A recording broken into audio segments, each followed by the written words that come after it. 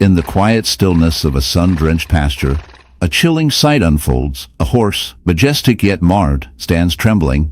Its flank is a grotesque canvas, a horrific wound that tells a tale of nature's darker side. This is not just any injury. It is the aftermath of a bee infestation, a phenomenon that can turn the gentle giant of the field into a victim of nature's wrath. As we draw closer, the stench of decay mingles with the sweet scent of wildflowers, creating a dissonance that is both captivating and repulsive. The horse's skin is pocked and swollen, a gruesome testament to the relentless assault of thousands of stinging insects. The bees, once symbols of harmony and productivity, have transformed into agents of chaos, burrowing into the flesh, laying waste to the once proud creature. The infestation begins innocently enough, with a few curious bees drawn to the horse's sweat and warmth. But as the hive grows, so does the danger. The bees, driven by instinct to protect their queen and their home, swarm in a frenzy, injecting venom that causes excruciating pain and swelling. The horse, unable to escape the relentless onslaught, becomes a living target, its body a battleground for survival. The venom, a cocktail of proteins, wreaks havoc on the horse's immune system, leading to necrosis and infection. The once vibrant coat now hangs in tatters, in the quiet corners of suburbia, where the sun shines brightly and the grass grows lush. A dark tale unfolds, a tale that begins with a seemingly innocent creature, a dog named Max. Max, a golden retriever with a heart as big as his appetite, was the pride of his family. But one fateful afternoon, while frolicking in the backyard, he stumbled upon a hidden horror, a beehive, teeming with life, buzzing with a sinister energy. What happened next would leave a mark not just on his body, but on the very fabric of nature's delicate balance. As Max approached the hive, curiosity piqued. He unwittingly disturbed the inhabitants. The bees, guardians of their sweet, golden treasure, reacted with a fury that would haunt him in a matter of moments. The aftermath was nothing short of horrific, a wound that resembled a grotesque landscape of swollen flesh and angry red welts, a testament to the ferocity of nature's defenders. As we delve deeper into this unsettling narrative, we must confront the reality of bee infestations. The bees, often seen as gentle pollinators, can become aggressive when their home is threatened. In Max's case, the hive was not just a collection of bees. It was a fortress, a bustling metropolis of activity where each bee had a role to play. The worker bees, tasked with defending their queen, and the hive are equipped with a venomous sting, a weapon they wield with precision. When provoked, they release pheromones that signal danger, summoning reinforcements from the colony. This is not just a defense mechanism, it is a survival instinct honed over millions of years. The sheer number of stings Max endured was staggering, leading to a condition known as anaphylaxis in severe cases, where the body reacts violently to the venom, causing swelling, difficulty breathing, and even death. Max's wound, a gaping hole of raw flesh, became a breeding ground for infection.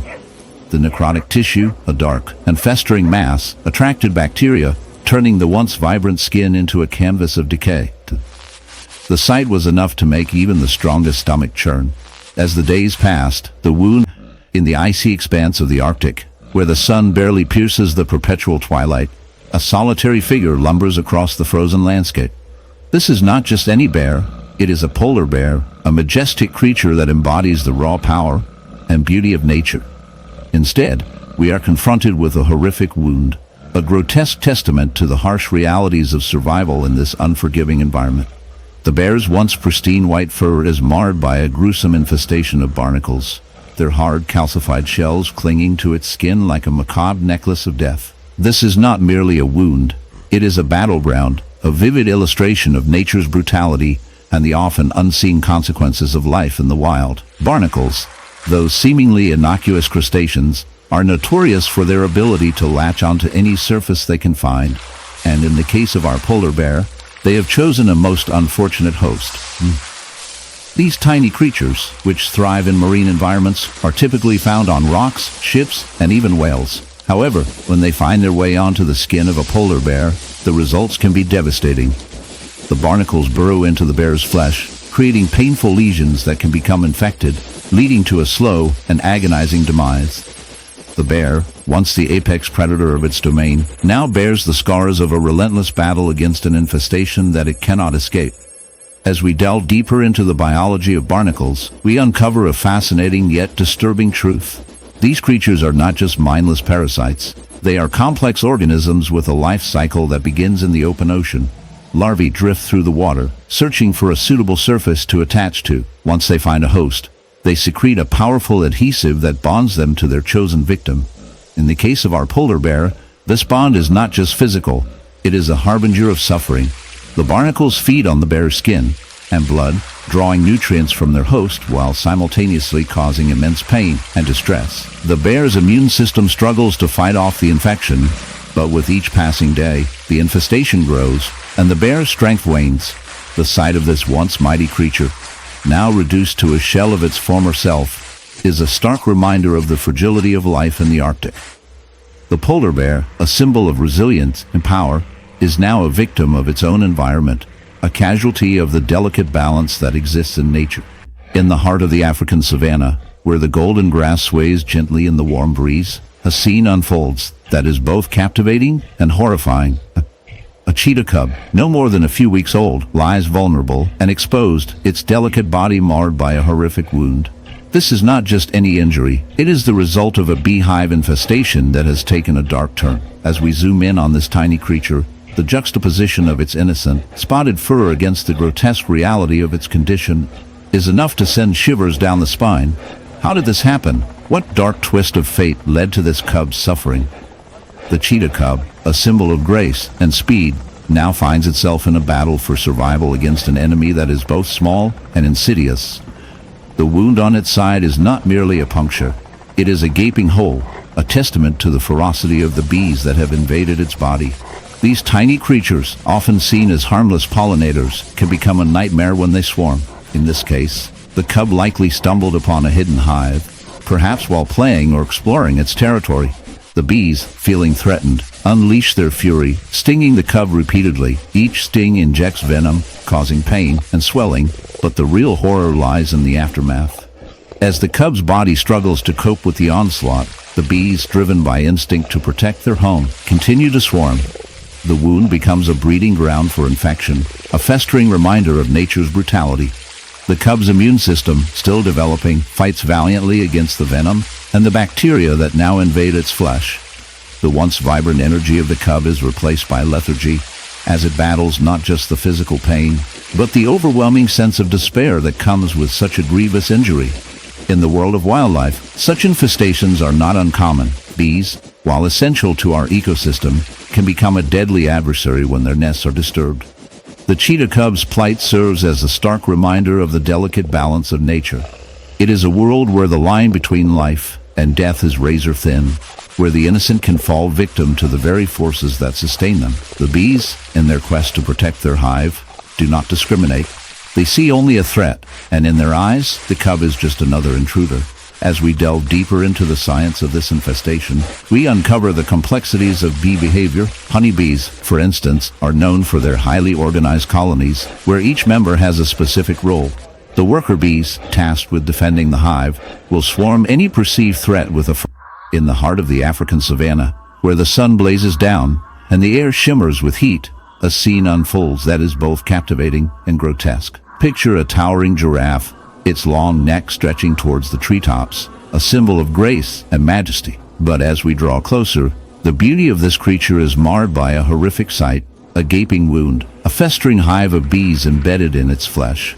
This is not just a wound, it is a living testament to the brutal realities of nature, a dark narrative that intertwines the lives of one of the savanna's most iconic animals, and the tiny, relentless creatures that have claimed it as their home. The giraffe stands, seemingly unaware of the chaos that has taken root in its side.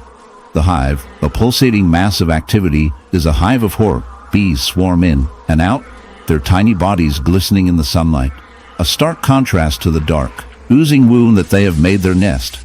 The sight is enough to make even the most hardened observer recoil in disgust. The bees, driven by instinct, have found a perfect breeding ground in the soft tissue of the giraffe, a place where they can thrive and multiply. As they burrow deeper, they create a grotesque symbiosis, feeding on the giraffe's flesh while simultaneously defending their territory with a ferocity that belies their size. This infestation is not merely a random act of nature. It is a chilling reminder of the delicate balance that exists within ecosystems. The bees, often seen as harmless pollinators, can become agents of destruction when their colonies grow unchecked. In this case, the giraffe has become an unwitting host, a victim of circumstance in a world where survival often comes at a steep price. The wound, once a mere scratch, has transformed into a breeding ground for the bees, a dark testament to the harsh realities of life in the wild. As we delve deeper into the biology of this infestation, we uncover the mechanisms at play. The bees, attracted by the scent of the giraffe's blood and the warmth of its body, have established a colony that thrives on the very essence of life. They secrete enzymes that break down the giraffe's tissue, allowing them to feast on the nutrients within. This grotesque process not only sustains the bees, but also accelerates the decay of the giraffe's flesh, creating a cycle of life and death that is as fascinating as it is horrifying. In the vast, rumbling plains where the bison roam, there exists a grotesque tableau that few witness yet none forget. Here stands a lone bison, not majestic and unblemished, but cruelly marked by a chilling affliction, a massive, oozing hive embedded deeply in its coarse hide. This wound is not merely a scar. It is a monstrous hive of bees, a living infestation that has transformed the bison's flesh into a dark hive habitat, a sickly hive of agony and survival. To see this beast, swollen and dripping with honey mixed with blood and pus, is to glimpse nature's harsher side, a brutal symbiosis where the victim becomes the host. It compels the onlooker to stare with a mixture of horror and morbid fascination, trapped between empathy and revulsion. This grotesque phenomenon emerges from an intersection of the animal world's most industrious insect and one of its largest terrestrial mammals. These bees, far from their organized colonies occupying hollow trees or crevices, have taken refuge in a gaping wound, the result of the bison's own struggles, possibly from a predator clash or an accident. The bees, driven by instinct, swarm to the exposed flesh, depositing wax and larvae within the gaping cavern. This creating a pulsating, living architecture of pain and honey that festers under the sun's relentless glare. The wound serves as both shelter and food source, as the bees extract nourishment from the secretions of the bison's wound.